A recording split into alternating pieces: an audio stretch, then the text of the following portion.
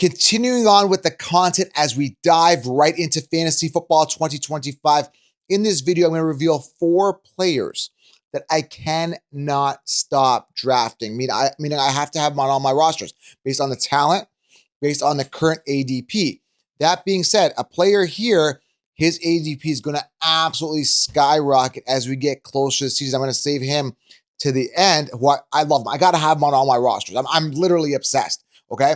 But also, you got to understand that a lot of sleepers that are like, example, Jack Beck and other ones, RJ Harvey, their ADPs are going to continue to rise as we get closer to the season. That's why I love drafting. The earlier I draft, the better I do, because the sheep, anyone giving advice, has no idea. Remember last year, everyone told you Christian Kirk ahead of Brian Thomas Jr. I'm like, dude, how is Kirk ranked ahead of Brian Thomas when Brian Thomas is the one? It's just all they're doing is copying and pasting. It's not how you're going to win your leagues, okay? So if you want all my players, all my sleepers, all my breakouts, all the optimal players are drafted in each round, literally handed to you on a silver platter. The championship handed to you on a silver platter. Grab 16-round draft solution right now. You can pre-order it. I'm releasing the first video revealing all these picks, the week of May 12th. Okay, that's when it's coming out because I'm still laying it out. There's still some moves going out right now. I want to make sure you have that perfect roster. So grab 16 rounds. It is the game changer. Don't use draft kits. Don't use consensus rankings. Don't listen to other podcasts because they're lying to you.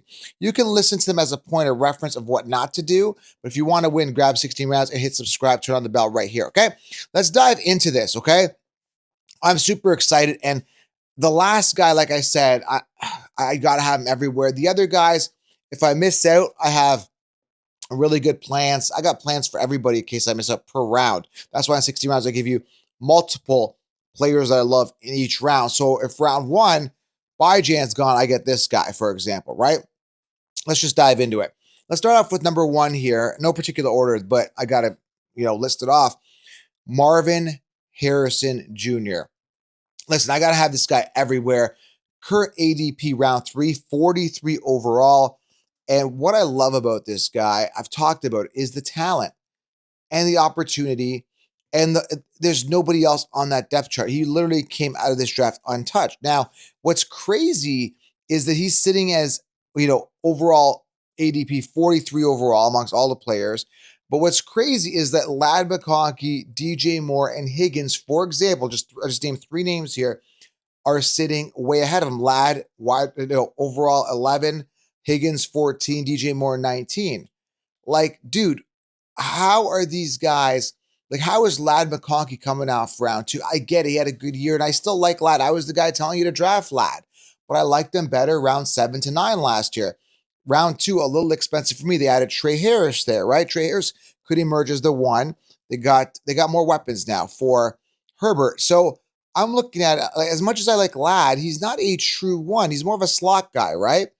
Although could still be a PPR machine. But I just don't like paying that 2nd round pick. Now, on the contrary, if you contrast him to Marvin Harrison, he was coming off round 2 last year. He's dropped a round or 2 because he finished like 30th amongst wide receivers in PPR. He dropped. His receptions weren't as high as we want. His touchdowns weren't as high as we want. And we want him to crack that 1,000+ receiving yard season. I've talked about it in many videos. Kyler Murray is the caveat, right? Like, okay, we got Kyler throwing the ball. But going back to 2021, Kyler made DeAndre Hopkins a top 4 wide receiver. I believe he could do it again. His career depends on it. He's got to get off the Call of Duty and start producing, right? But 2 things for sure go in the way of Marvin Harrison Jr. First and foremost, you are getting a true RB1 with no competition. That is the first thing. Like, there's no one else there. Now you can say Trey McBride got paid well. He's the one. I'm not convinced that he's the one. Marvin Harrison, superior talent, top draft prospect, high draft capital, elite talent. That's what I love about him. Right now, some people say he's a little quiet, not as diva-ish, which you want. You want a little bit of fire out of your wide receiver. Sometimes the Antonio Brown to come out, that helps a little bit with the swagger, right? Malik Neighbors talking a lot. George Pickens, obviously not as good as those guys, but I still think he's focused. I think he's honed in, and I just think the talent. The second thing is the talent. Amazing talent. So if I get him in round 4, that would be amazing. Round 3, after I've got my 2 running backs, could be my wide receiver 1. I'm still going to get wide receivers later, but I'm getting a guy that's, guaranteed for the workload. So Marvin Harrison, I just had to elaborate on that. Number 2, I cannot stop drafting this guy everywhere, is Ashton Jeanty. Why do I like him so much? Well, he was a beast in college. He's got amazing cutting ability, amazing vision, breakaway speed, home run speed. This guy could take it to the house. Listen, there's no competition there. Madison did nothing last year. Zamir White, who, again, I keep saying this, I take ownership on this. He was in a great position to succeed. He was my RB3 on a lot of teams last year. Did absolutely nothing. He lost his chance. He sucks. Like, I don't know how to tell you this. He just sucks. Big letdown. Didn't get it done. They got an entirely new offense now. You got Geno Smith at quarterback, which could be interesting. And he's not much of a threat, as much of a threat in the run game as, let's say, a Lamar Jackson, Jalen Hurts, Josh Allen, Pat Mahomes, right? So they're going to rely heavily on the run. They got Bowers. They got Beck. They just drafted Jack Beck, whatever you want to call him. A couple beasts on the outside that could run the ball, catch and run the ball aggressively, move the ball down the field, open things up, get some red zone opportunities for Jeanty. Jeanty, man, I'm telling you, 300 attempts minimum. He's going to eat. He's going to eat. And you're going to have to pay. Now, if he falls to round 2, which he possibly could, I see his ADP continuing to rise. I see him like at 12 overall right now. Round 1, 12 overall. I see in some rankings like falling to the second round. It depends, right? I just see that this position, the running back position, is so scarce. You need to secure the running backs. Jeanty's a guy I have to have.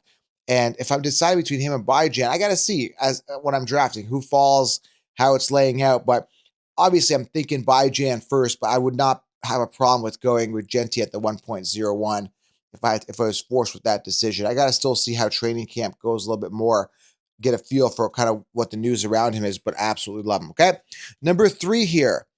And if I miss out on him, it's not the end of the world, but I have to get him as like my RB2. The guy I'm talking about is Kyren Williams. He was on the show last year. Just Google like Kyren Williams, fantasy counselor, top 10 running back episode. He was on there. Tons of confidence, great guy. I was just reading a statement of him saying like he hasn't even peaked. Like he's got way more to go. And that's a really positive attitude. This guy wants to leave a legacy. He feels he really hasn't scratched the surface on what he could do. We know the Rams like him. They drafted Blake Corum in the 3rd round last year. Corum didn't even see the field, basically. And he was a talented top prospect running back coming out of the draft last year. Kyren's the guy, 300-plus attempts, volume, opportunity, talent. We want to see him get over 1,500 yards rushing. And, I like him. And his ADP right now is 37 overall. He could fall to round 3, but highly unlikely. Like I said, I like him as my RB2 as I look to get more running backs later. But if I can get him as my RB2, I'd be pretty happy with that because I don't like the wide receivers that come off round 2. I just don't. I don't like what's available there. I don't like T. Higgins is coming off round 2. Mike Evans, like coming off round 2 to 3.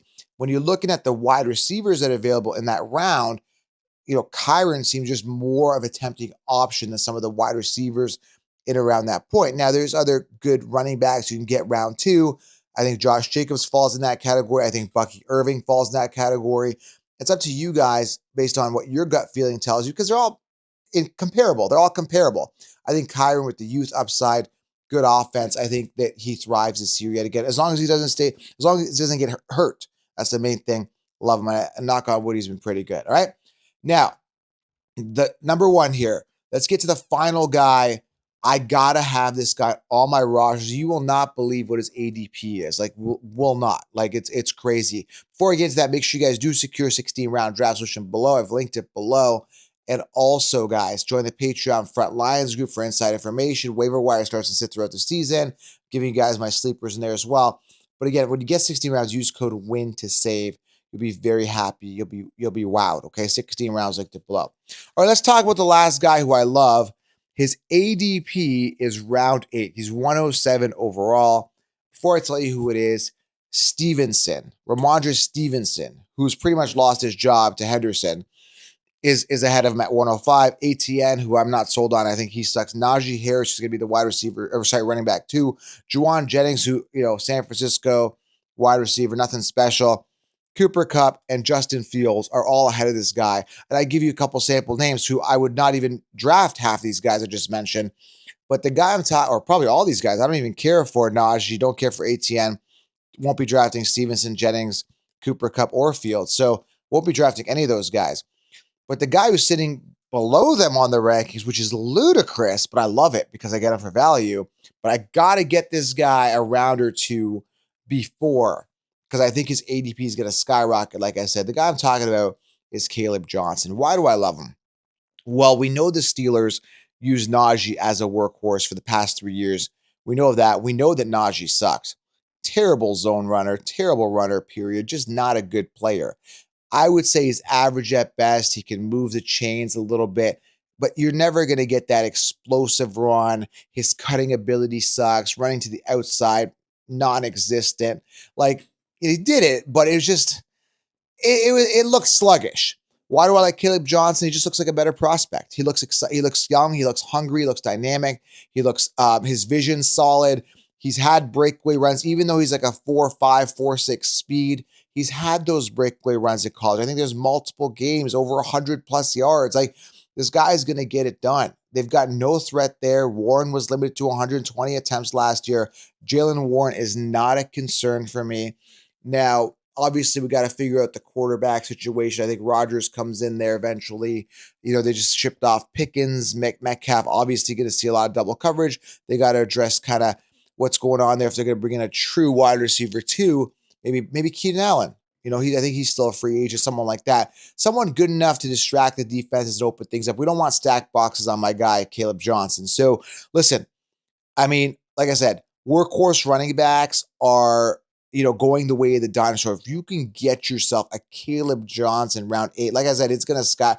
I see him being around 3 to 4 by August, maybe even around two. Like that's how, as soon as the news comes out, more news comes out, training videos come out, you know, even preseason, you know, you're looking at the last week of August and preseason comes out and he breaks out for a run, man, dude, it's like, that's why I want to draft now. And if I can get him, I'd probably try to take him in round 5 or 6, just because I don't want to lose him. Right? I don't want to lose him in a big money league. And we know some of these guys that draft early are aware of him, or they wouldn't be drafting early, right? So just be careful. Just make sure he's on your roster. Love the upside, love the talent, and mainly that opportunity, man, just for volume. It's there with the Steelers, all right? Let me know what you guys think of these 4. Are you drafting them? Love to get your feedback. Go grab 16 rounds, hit the thumbs up, drop a comment below, and I'll keep the content rolling for you daily. Gotta have them, must have, absolutely love. And there's more that I love. If you want all of them in 16 round drafts, we should all laid out. Grab it below. We'll talk soon. Have yourself an outstanding day. Appreciate you. I'm out.